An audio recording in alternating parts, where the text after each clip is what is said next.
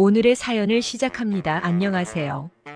저는 회사를 다니고 있는 평범한 30대 남자입니다. 결혼도 하였고 6살 된 딸도 한 명 있습니다. 아내는 동갑내기로 직장인입니다. 몇 년 전 해외 지사로 발령이 나면서 현재 캐나다에서 살고 있습니다. 아내가 처음 해외 지사로 발령이 나면서 같이 나가려고 많은 고민을 하였습니다. 하지만 제가 회사를 그만두고 가야 되는 부분도 추후 아내가 평생 그 회사를 다니면서 경제적인 문제가 안 생긴다는 보장도 없기에 몇 년만 따로 살기로 결정하였습니다. 그렇게 지내다 보니 첫째가 6살이 되었지만 아직 둘째가 없습니다. 3년 정도만 있다가 돌아올 거라고 하였지만 얼마 전에 연락이 와서는 몇 년 더 있을 것 같다며 언제 돌아올지 모르겠다고 하였습니다. 그런데 이 전화를 받고 저는 기뻐했습니다. 그 이유는 바로 처제 때문입니다. 아내가 캐나다로 가기 전까지는 처제가 아내 회사 내에 있는 어린이집을 다녔기에 둘 다 직장 생활을 하였어도 큰 문제가 없었습니다. 하지만 아내가 캐나다로 가면서 다른 사회 어린이집으로 옮기게 되었고 당장 등하원이 문제가 되기 시작했습니다. 육아 도우미분들을 알아보았지만 뉴스에서 나오는 수많은 아동학대 사건을 볼 때마다 너무 걱정이 되었습니다. 아내 역시도 많이 걱정이 되었는지 저에게 처제랑 같이 사는 것을 제안하였습니다. 처제는 집에서 글을 쓰는 프리랜서 작가입니다.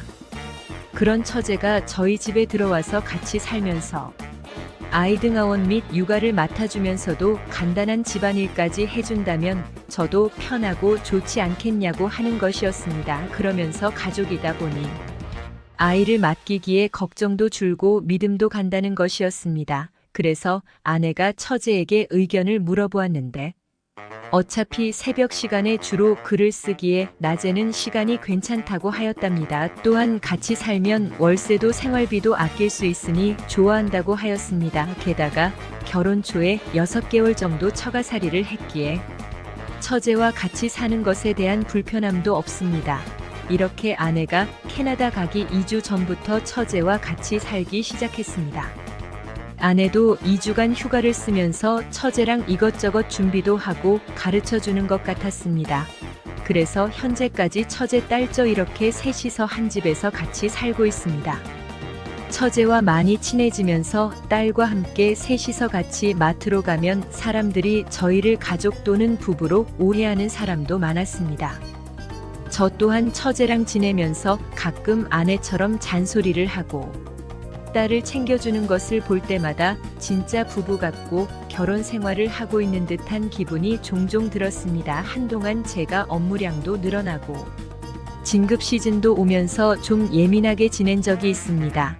그러면서 별것도 아닌 문제를 가지고 처제에게 불같이 화를 내었습니다. 처제에게 나중에 사과를 하려고 하였지만 적절한 때를 놓쳤습니다. 그렇게 처제에게 미안한 마음을 가지고 지내던 중이었습니다.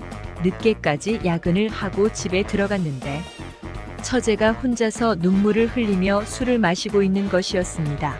너무 놀라서 처제 옆에 앉았습니다. 술을 따라주면서 무슨 일이 있냐고 물었지만 아무 말도 하지 않았습니다. 지난 그 일이 생각나서 너무 미안하다며 사과를 하려고 했는데 타이밍을 놓쳤다고 솔직하게 말을 하였습니다. 하지만 처제는 오히려 자기가 더 미안하다며 용서해달라고 하였습니다. 그렇게 같이 술을 마시며 처제의 넋두리를 들어주고 있었습니다. 글을 쓰는 작가라서 그런지 감수성이 아주 풍부했습니다. 작은 일에 울며 힘들어하는 것을 보니 제 마음도 쓰렸습니다. 처제가 많이 힘들어하는데 미리 알아주지 못해 미안하다고 하면서 앞으로는 언제든지 편하게 말해달라고 하였습니다. 그러면서 처제 덕분에 딸도 제대로 키울 수 있고 나도 안 굶고 다닐 수 있었다면서 너무 고맙다고 하였습니다. 처제는 자기가 해야 할 일을 했을 뿐이라면서 괜찮다고 하였습니다. 하지만 처제의 어두운 얼굴은 변하지 않았습니다. 사실 그 이유를 저도 잘 알고 있습니다. 며칠 전 처제와 둘이서 술을 한잔하였는데 만취한 것도 아니었는데도 술 기운을 빌려서 서로의 마음을 표현을 하였고 서로의 마음을 확인하는 시간도 가졌습니다. 처제와 지내온 그 시간 동안 서로에게 마음이 생겼다는 것을 표현하지는 않았지만 느끼고 있었습니다.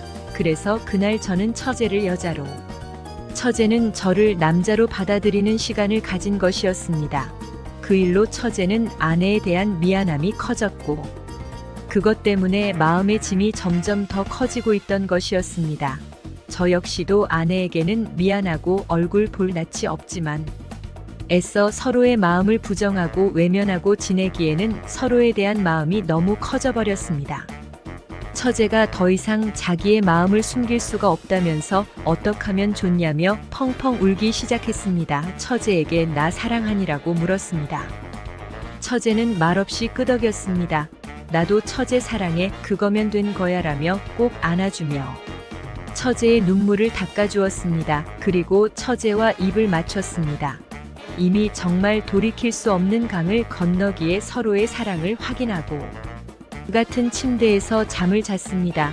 다음 날 아침 같은 침대에서 아침을 맞이하였고 딸이 일어나기 전에 사랑을 다시 한 번 더 확인하였습니다. 그리고 처제와 서로 이야기를 하였습니다. 언제 올지 모르는 아내를 생각하면서 고민 및 미안해 하지 말고 일단 이곳에 있는 우리의 마음만을 생각하면서 지내기로 하였습니다. 딸이 보는 앞에서는 모든 것을 조심하였지만 딸이 잠든 이후나 딸이 어린이집 가고 없는 시간에는 둘만의 행복한 시간을 보냈습니다. 처제는 몇 년간 저희 집에서 살면서 남자와 연애도 못하고 외롭게 지내서 그런지 밤만 되면 돌변하였습니다.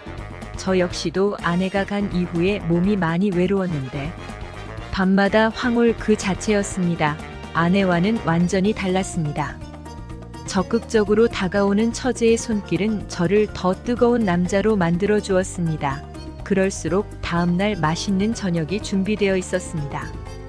이런 소소한 행복들이 아내에 대한 미안함도 없어지게 만들었습니다. 가끔 딸을 본가에 맡기고 연차를 쓰고 처제와 영화도 보고 맛있는 것도 먹으며 데이트도 하였습니다. 가끔씩 드라마나 영화를 보면서 저희와 비슷한 상황이 나오면 처제와 많은 고민으로 걱정이 되기도 합니다. 앞으로 이렇게 서로의 사랑을 더 키워나간다면 나중에 아내가 돌아왔을 때 문제이고 아내와의 문제가 잘 해결이 된다고 할지라도 딸은 어떻게 설명을 해줘야 할지도 문제이고 양가 부모님께는 어떻게 말씀을 드려야 할지도 문제입니다. 아내가 캐나다에서 바람이 나서 먼저 저에게 이혼을 하자고 연락이 오는 건 불가능한 일이겠죠. 앞으로 처제와의 관계를 어떻게 해야 할까요? 오늘의 사연은 여기까지입니다. 구독과 좋아요, 알림 설정 부탁드립니다. 긴 글을 읽어주셔서 감사합니다. 눌러주세요.